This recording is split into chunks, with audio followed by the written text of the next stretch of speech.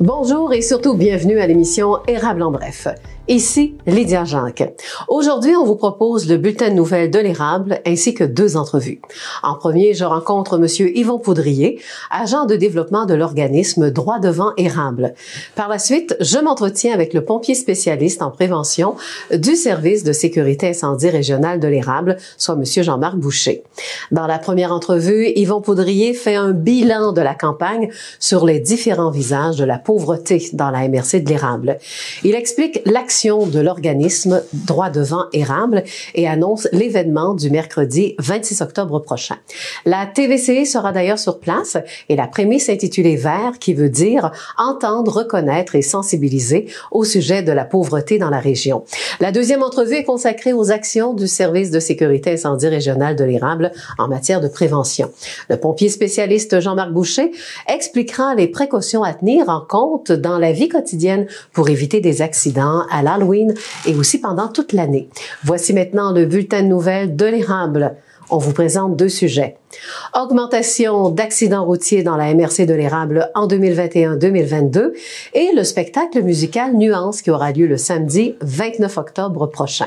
Selon le rapport annuel de la Sûreté du Québec, entre le 1er avril 2021 et le 31 mars 2022, les collisions sur les routes de la MRC de l'érable ont augmenté de 103 accidents. En effet, le dernier chiffre indique 455 collisions, tandis que pour l'année précédente, les accidents étaient de 352 collisions.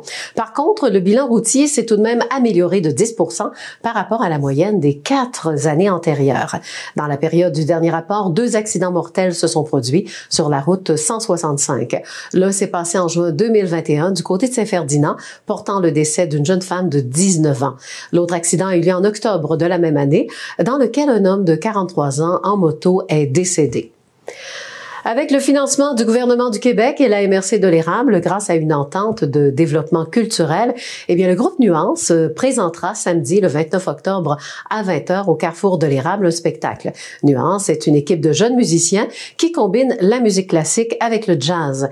Il est formé par Sarah Leroux et Jules Garneau-Paulin. Pour cette présentation, l'artiste Thierry Dusablon accompagnera le groupe à la basse électrique. Les billets sont disponibles sur le web du côté du pointdevente.com, tout simplement, billets, cabaret, jeunesse, nuance, et aussi à la salle Denise Chartier du 1280 de l'avenue Trudel à Plessisville. Cela complète notre bulletin de nouvelles de l'érable et voici la première entrevue de l'émission, Yvon Poudrier. Il sera question de la campagne de conscientisation sur la pauvreté dans la MRC de l'érable. À tous, bon visionnement. Cette semaine, nous avons tout un invité qui va nous parler de sujets qu'on appelle quand même des sujets délicats, mais il faut en parler, il faut connaître différentes situations sur l'état de la pauvreté également. Alors, vous avez peut-être identifié notre invité, c'est Monsieur Yvon Poudrier qui est agent de développement du côté de Droit devant érable. Yvon Poudrier, bonjour. Bonjour, Lydia. Yvon Poudrier, pourquoi vous êtes ici? Premièrement, c'est certain que le sujet, on va parler d'une campagne de sensibilisation je vais lire le titre, OK, parce que ça m'a quand même interpellée.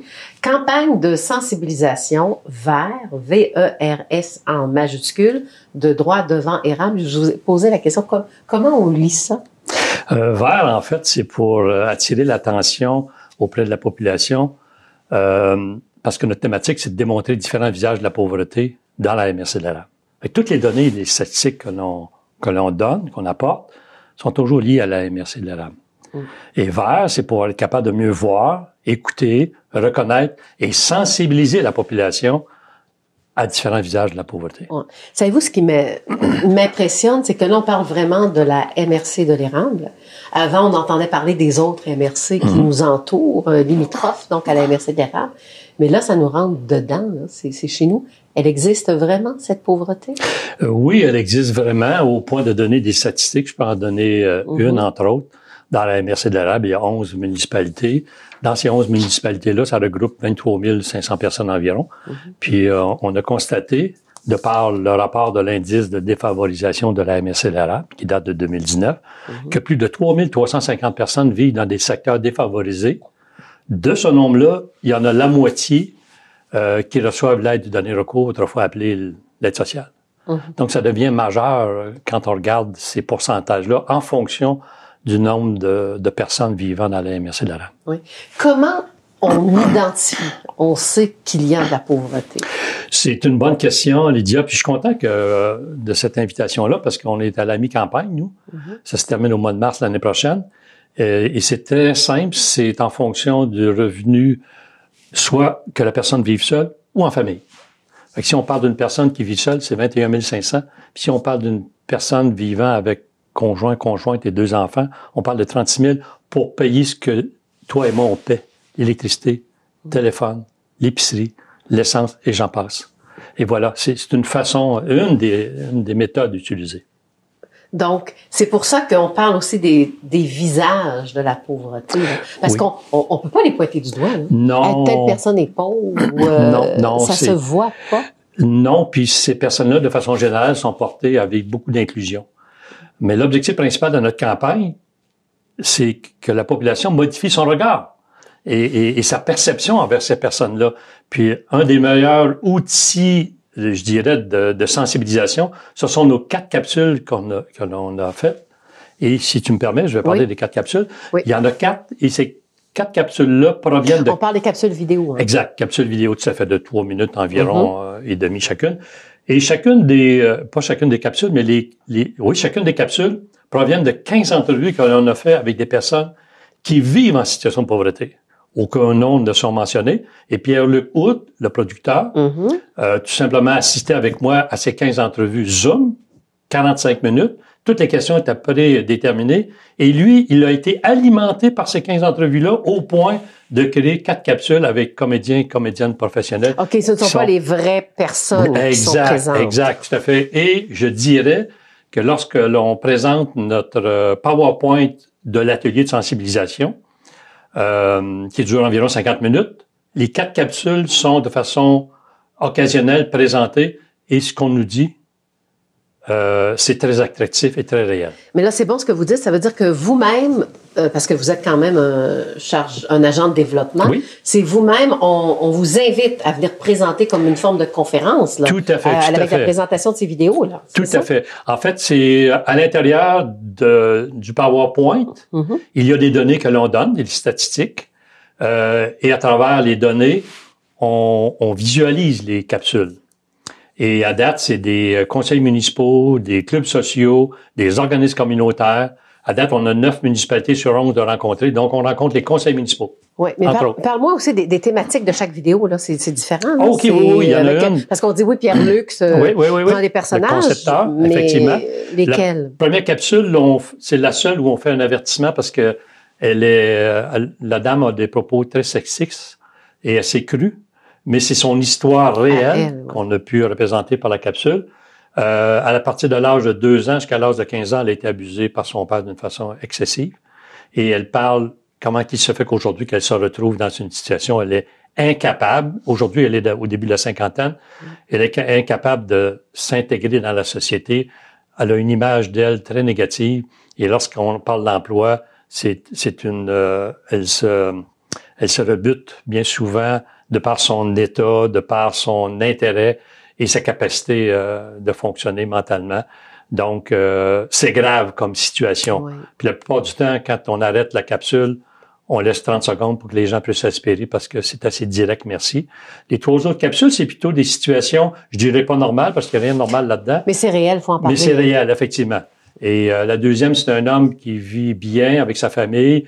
Il veut pas écraser un enfant, il frappe un mur. 2 ans plus tard, il devient progressivement dans un état de pauvreté. Il en parle.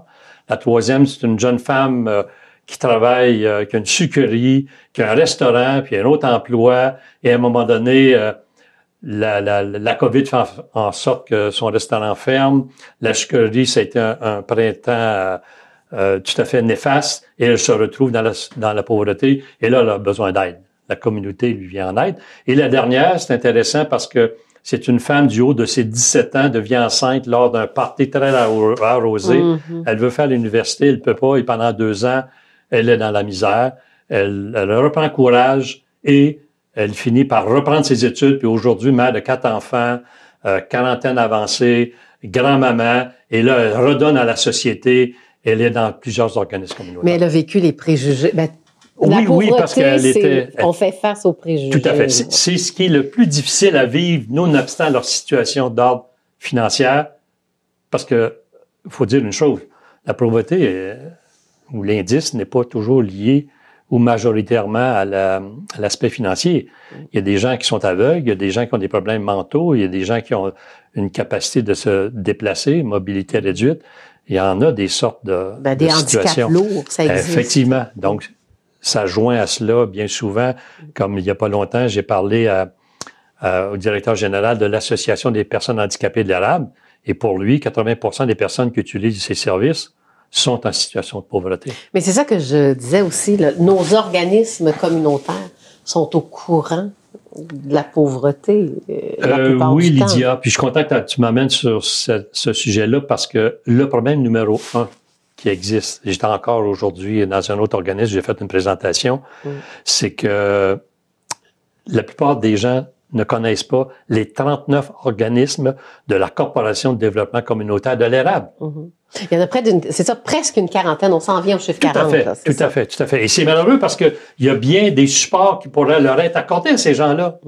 Fait que notre campagne, ce qui est le fun, c'est qu'elle rejoint à peu près tous les organismes de la Corporation de développement communautaire de l'Érable, parce que plusieurs vivent ou ils voient des gens vivre en situation de pauvreté par les services qu'ils offrent. Fait que nous, on fait plus ou moins, on rend service à tous ces organismes-là pour que les gens puissent reconnaître une pauvreté, de par ce que nous, on fait dans notre campagne, pour que par la suite, ils peuvent changer leur perception et leur regard. Ben c'est ça. Et ça me fait faire un lien dans le sens que, oui, la pauvreté, on ne la voit pas, mais par contre, nos organismes communautaires qui, eux, aident, ben on peut leur fournir. Quand ils sont en campagne de financement, exemple, ben au moins, on sait qu'on donne aux démunis aussi, à quelque part. Oui, effectivement. Puis en même temps, ce qui est difficile, n'importe quel responsable d'organisme a de la misère à répondre à ma question. Peux-tu me dire comment je peux faire pour rejoindre des gens qui vivent en situation de pauvreté puis qui utilisent les services? C'est difficile parce que ces gens-là s'isolent, il faut le dire. Là. Oui, c'est quand on les rencontre. Il faut être attentif aux messages qu'on nous donne. Si quelqu'un te rencontre et te jase de sa situation, ben c'est à nous de proposer des organismes. C'est à peu près le seul moyen, à mon avis, de pouvoir intervenir auprès de ces personnes-là, nonobstant toutes les publicités qu'on peut faire. Oui, parce qu'on parle de notre MRC, des gens qu'on connaît. Là. Tout à fait. On est en région. Un bon nombre. Puis tous les rapports que j'ai datent de 2019. Tu t'imagines, 2019, 2022, la COVID, les pourcentages ont juste fait ça. Ouais. D'ailleurs, on va parler de votre activité. Ce serait peut-être le temps de le faire, vu qu'on a parlé de ce qui existe chez nous. Donc, mercredi 26 octobre, allez-y, qu'est-ce qui se passe? Excellent. Ça va se faire au centre communautaire de l'Érable, à Plessisville. En fait, c'est de 10h à 15h. Qu'est-ce qui va se faire là? C'est un droit de parole qu'on veut donner aux gens qui sont au courant de ce que les gens vivent en situation de pauvreté. Toute personne qui vit en situation de pauvreté sans être identifiée peuvent venir. Dans l'avant-midi, il va y avoir des brèves allocutions de 3 ressources différentes. On va passer aussi les 4 capsules vidéo. Le dîner est offert gratuitement. Même le transport et le gardiennage est payé par droit devant Érable. Et dans l'après-midi, c'est des tables rondes. Oui, c'est tellement important d'y assister, qu'importe qui nous sommes.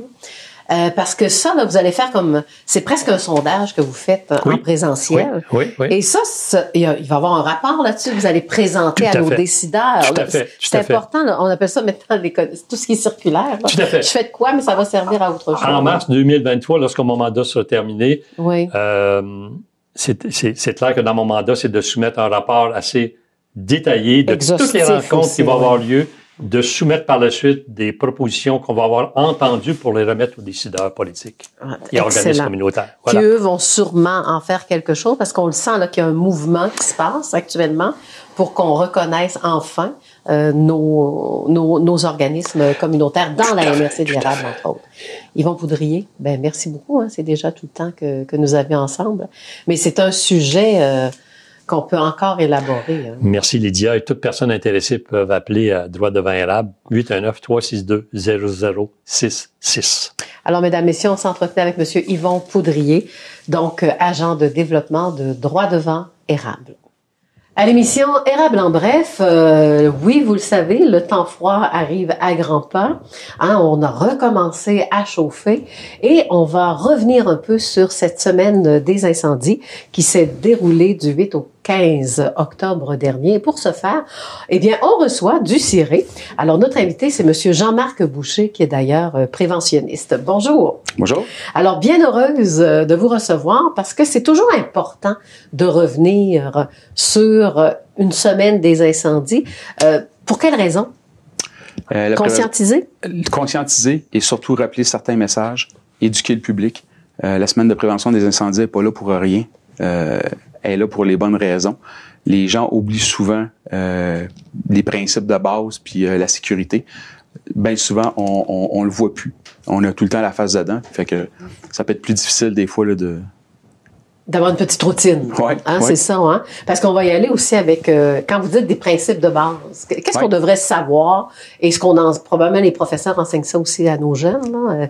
Qu'est-ce qu'on devrait savoir comme principe de base? La première chose, c'est qu'on change nos piles au moins une fois par année dans notre avertisseur de fumée. C'est la base. C'est un minimum. Bientôt, au mois de novembre, ça va être le changement d'heure. Fait qu'on en profite souvent pour dire on change l'heure, on change la pile. Et c'est jamais très loin de l'Halloween. Moi, c'est mon cue, ça. Oui, c'est tout le temps à l'automne, projet de l'Halloween. OK. Alors, c'est comme ça. Et je sais pas, avant, on vous voyait faire des petites visites aussi dans les résidences ou vous avez déjà fait ça? Les visites résidentielles se font encore. Oui. À chaque année, dans le fond, ça devient récurrent aux 5 ans. Chaque adresse est visitée une fois par 5 ans par nos pompiers.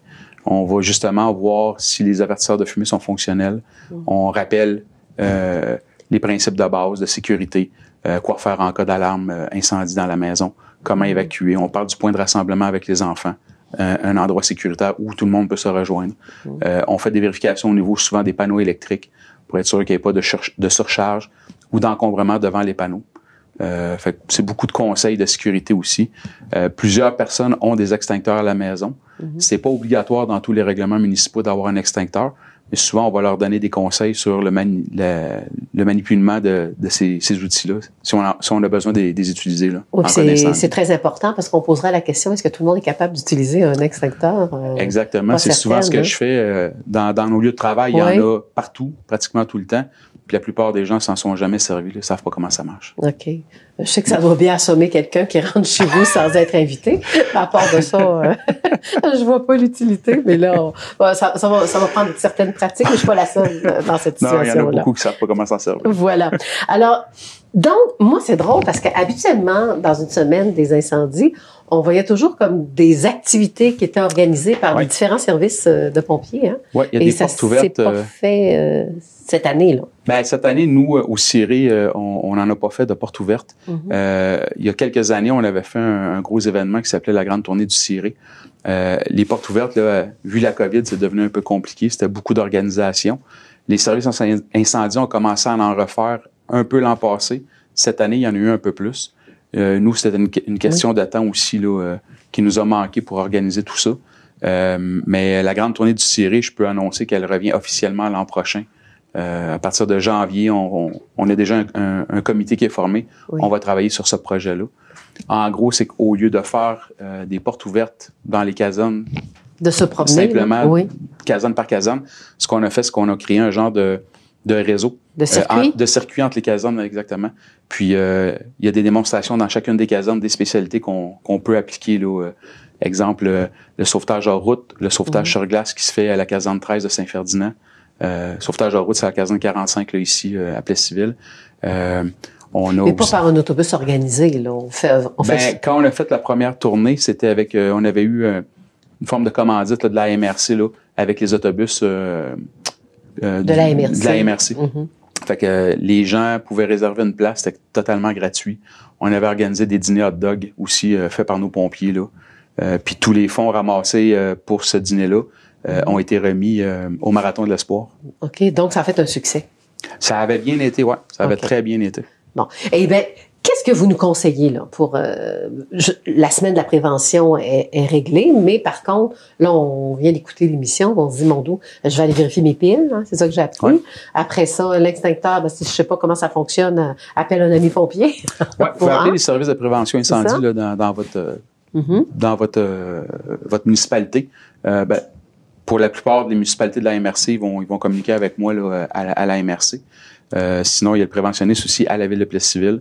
Puis il y en a aussi pour Princeville. Parfait. Je pourrais répondre aux questions. Là, on va parler aussi des capsules. Bientôt, on va voir, vous êtes en train d'en préparer. C'est des capsules vidéo, je dis bien. Puis, ce sera quoi les sujets traités? Il va y en avoir plusieurs. Il va y en avoir 12. Premièrement, c'est un beau projet de collaboration là, entre les services incendies de la MRC. Le préventionniste de la ville, comme je parlais tantôt, Jonathan Desforges, et Pierre Bouffard, qui est au service de Princeville. On a travaillé les 3 ensemble sur ce projet-là. On a développé 12 sujets. Puis on a filmé ça là, il n'y a pas très longtemps. Il y en a déjà plusieurs qui sont prêtes. Puis ça va sortir de façon récurrente une fois par mois.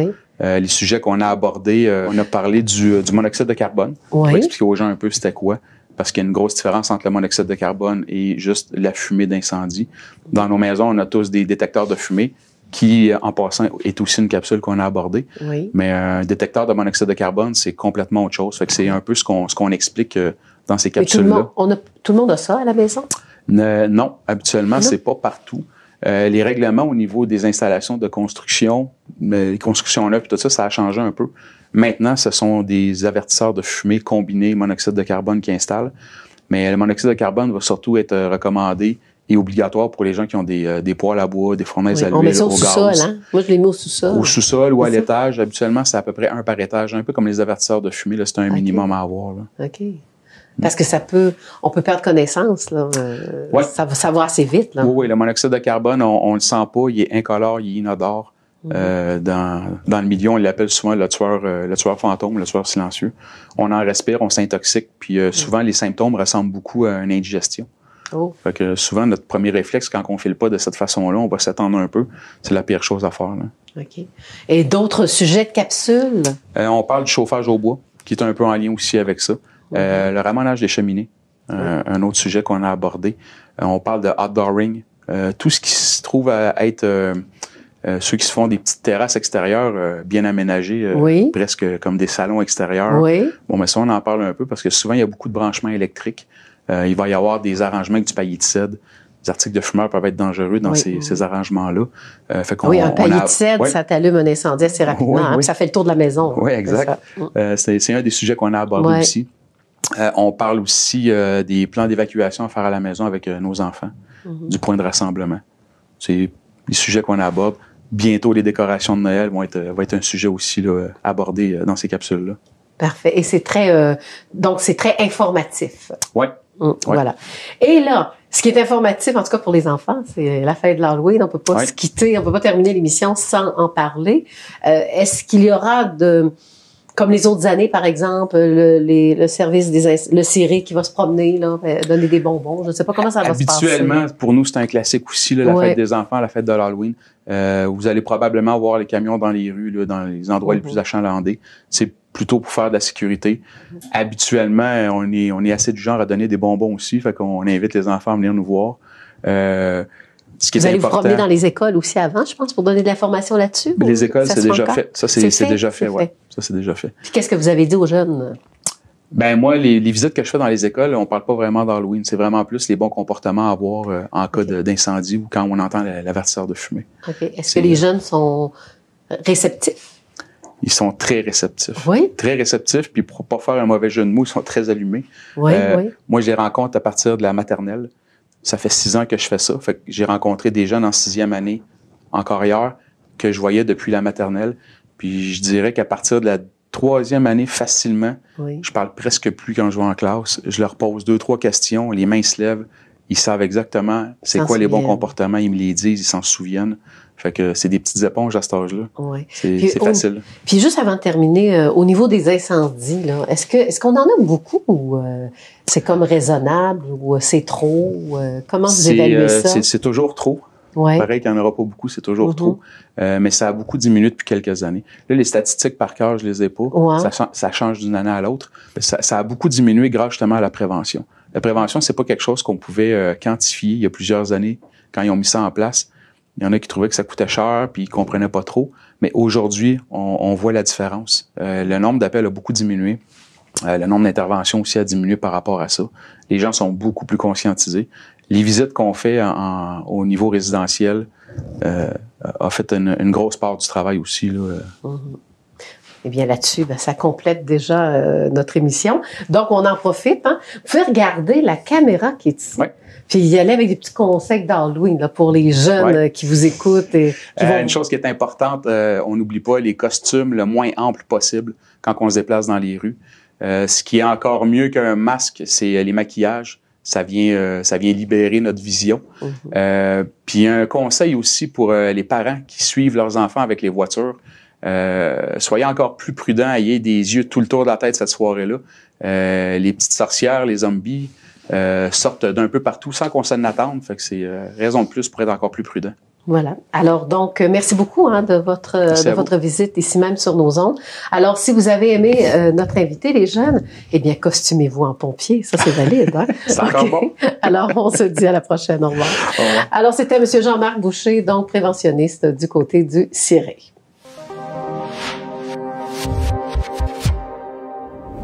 Il faut remplacer les bouteilles défectueuses ou âgées de plus de 10 ans en les remettant au distributeur de propane. Il ne faut jamais jeter les bouteilles de propane au rebut parce qu'il y a un risque d'explosion.